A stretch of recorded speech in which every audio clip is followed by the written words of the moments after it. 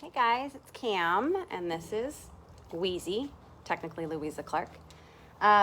T-Rex, also known as T-Rex, Weaselton, the Weezer. So she is, how old are you now? 8 months? And I was asked, thank you for your patience, by the way, on this question being answered. I was asked to speak to nail trimming, conditioning puppies to the Dremel. And if you don't know what a Dremel is, here's an example of a corded one. Okay, a little Dremel tool. If you get your nails done, ladies, you've seen that at the nail salon. They come in a lot of different shapes and sizes, strengths, quality versus crapola. No, thank you, I don't want kisses. You're supposed to sit here and wait till I need you. She's filthy. I just picked her up from boarding, actually, because I've been off all last week, so hence the delay in recording this. And I keep my grooming table, which is what Wheezy is on. I'll show you. I keep my grooming table in the garage. Da-da-da. So it's very cluttered up. It's very cluttered out here. No kissing my face because of that, okay? Because we're in the garage. Stop. So the point of this is to coach you through the process of conditioning with the Dremel and some things to think about. Hey, Jessica. When you want your puppy to grow into a dog who doesn't mind having this done. And what I want you guys to know first and foremost is that, because the question that came in, tired today. The question that came in was about a 16-week-old puppy and how much do you force and press the issue, right? If the dog is averse to the Dremel or nail trimming, how much do you push the issue? What kind of, physical follow through should you have that they need to tolerate this, okay?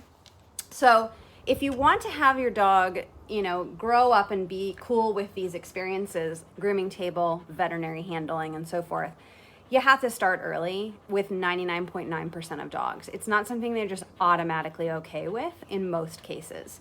With that said, some puppies will grow up hating the experience of having their nails done or having their teeth checked and, getting all down and deep and intimate about their personal space, cleaning ears and so forth, no matter what you do. So I do want to just give you that caveat that sometimes the best effort can be put forth to make it a positive experience, and still you will see a dog that sort of placates maybe at best and just really doesn't like it.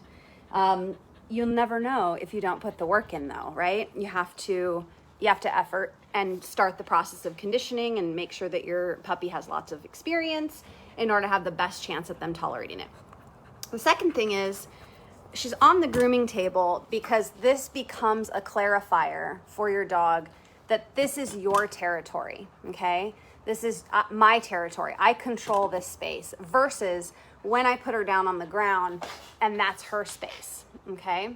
So really early on, I recommend that you start the process of conditioning a puppy in your lap and in your arms, messing with their feet, holding each paw, going between the toes, tapping on the nails without even doing a clipping, okay? Or turning on the Dremel and having that be a sound that they have to tolerate and just exist around, okay? This right here is like a little noose that holds your dog's head in just in case anyone's going, what the heck is that about? So you go like so on the grooming table, okay? But imagine back when she was bitty, I would just hold her in my lap and I would mess with her feet, and it was not an option for her to pull her feet away from me, okay? It was not an option for her to say, I'm over this, I don't want to do it anymore. I would just hold the line and remain steadfast in the fact that I'm going to check between your toes, I'm going to mess with your nails, I'm going to do these things with each of your feet, and you need to just go with it, right? Whether you like it or not. So that's done right from the very, very first day you bring your puppy home. And you really want to work on that in the same processes I tell you about, creating a Jello puppy, right? Where your puppy will flip over on their back and let you do whatever you need to with them. And they understand that just sometimes in life, we have to do things we don't want to do. Running the Dremel in the context of these little, sessions with your puppy is the first step. Just get them used to that sound. Get them used to feeling the vibration against their body in a non-invasive way. Just baby steps, right? From the very beginning. If you've done your due diligence though, and you've worked your way through this in those early weeks and months with your puppy, so the question that came through was a 16-week-old puppy, I don't know what foundation has been laid, so it's hard for me to speak to how much would I fight to enforce this practice and say, hey, we're gonna do nails and you need to just let that happen, right? She's had experience from day one learning that when I do bring the Dremel in, this is a practice that she just needs to tolerate. She just needs to go with it, okay? But with the submitted question rather, let me turn this off for a second now so you don't have to listen to it. With the submitted question, 16-week-old puppy, how much do I fight it? Puppy doesn't like it. They generally don't. And it takes a lot of time and patience and consistency for them to build just tolerance or let alone an indifference to it. So because I don't know the foundation that was laid, I'm just sort of prefacing everything with how I built up to this point, right? Is I started in my arms saying, I get to do whatever I want to you and you gotta just deal with it because life is gonna demand that sometimes. Then I moved her to the grooming table pretty early on. By the 4-month mark, she was using the grooming table for sure.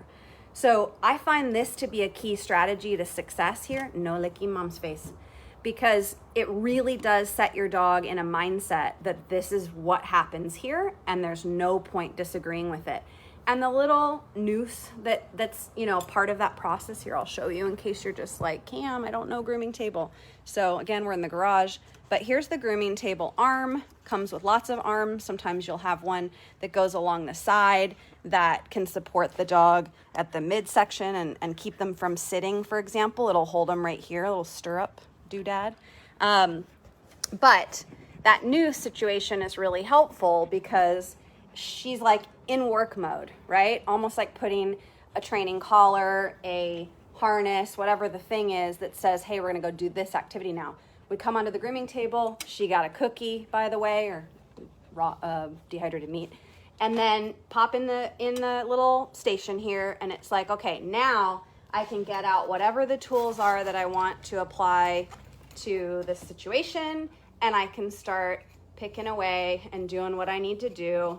And this is a dog, a puppy now, that knows, just go with it. There's no point because this is how it's always been and this is how it'll always be, okay? Hopefully this is helpful. I'm not seeing any comments, so I apologize if you're talking to me and I'm not acknowledging you. The comments are not coming through if you are. So you can see now that I can get away with a lot as I was showing you the Dremel, stripping tools, all the things that have to happen. Again, scrappy girl because she's been away boarding while I've been off.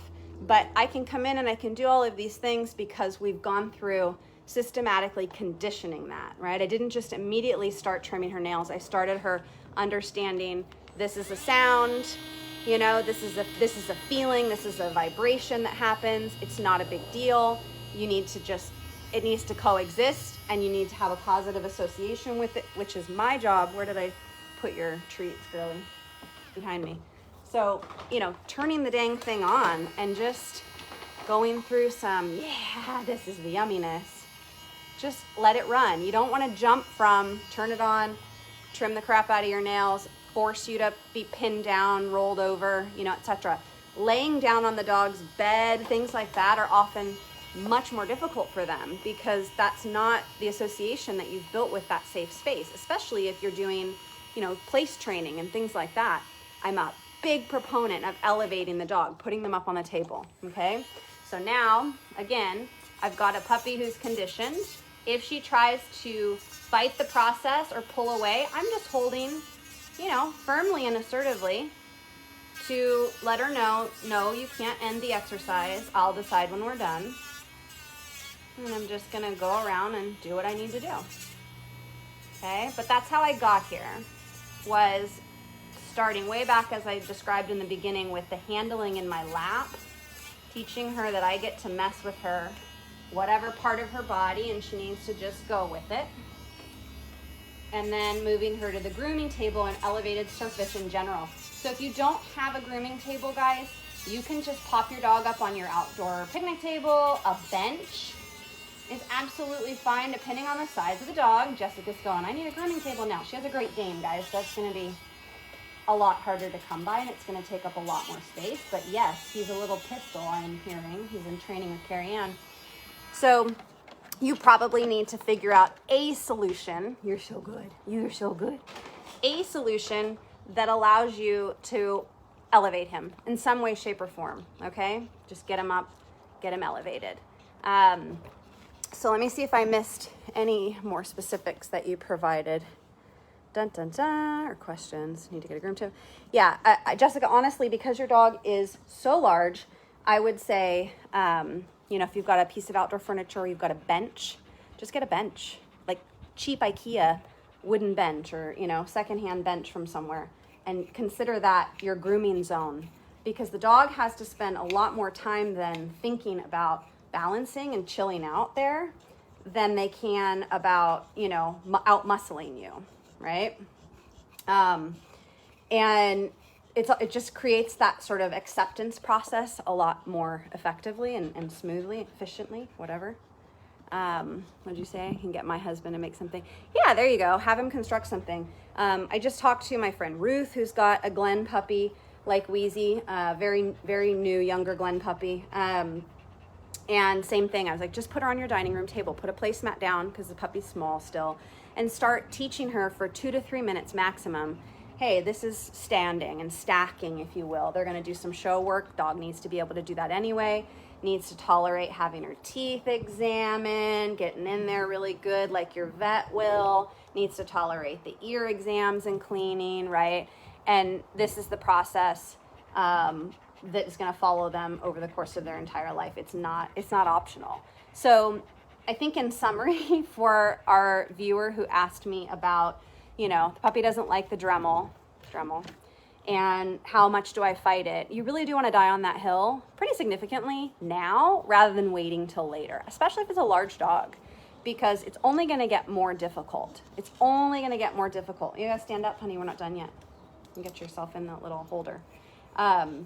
So, you know, but I would say if you haven't done the foundational work that I mentioned, where your puppy understands tolerating your physical handling and you know, restricting them to Jello relaxation on their back, which I've done plenty of other content about, then you need to go backwards a couple steps and make sure that you've got that with just having the Dremel running nearby, okay? Just having that noise on, like I said, because if you're gonna go this route, and I love an old-fashioned just nail clipper, but I do have her solid on Dremel and comfortable with it, obviously. She's a little champ. Still feel very efficient and comfortable, just old school, classic nail clipper status. So sound, right? The feeling, the vibration, get that counter conditioned, get out your good high value stuff. Get that counter conditioned. Good girly. Good. Then you can start saying, hey, by the way. Nope. Good girl. Good. That's so good. I'm going to go on the other side to do that foot and not try to accomplish it from underneath. Just wanted to give you guys a few visuals. Okay? Helpful? I hope so. Definitely at 4 months, make it a daily thing if your dog is having a hard time, because you're going to have a harder time convincing them this is no big deal later. Oh, do you have a crumb you can't reach? Here. Okay, any other questions about this, guys? Happy to answer them. She needs a full stripping right now. She needs a full-on grooming after being at her friend's house for the last 10 days. I'm seeing so many bits. But that's the beauty of the grooming table. You pop them up here, they know they're in, you know, essentially they have a job, right? They have a job right now when they're elevated. There's more clarity and accountability about the boundaries, right? It's very defined. That's why we teach place on elevated surfaces to start with. We love the cots for that reason. And then, you know, your dog has complete understanding that there is a border that they're supposed to stay within, okay? Same thing goes on the grooming table. Get yourself an elevated solution for when you do nails and stuff. It's going to make your life so much easier. All right, guys, I'm going to get on with my day. I hope you all have a fantastic weekend. Happy summer. Happy July. Can't believe it's here. Thank you, Wheezies. T-Rex, Weaselton. Thank you. All right, gang. Take good care. I'll talk to you later. Bye.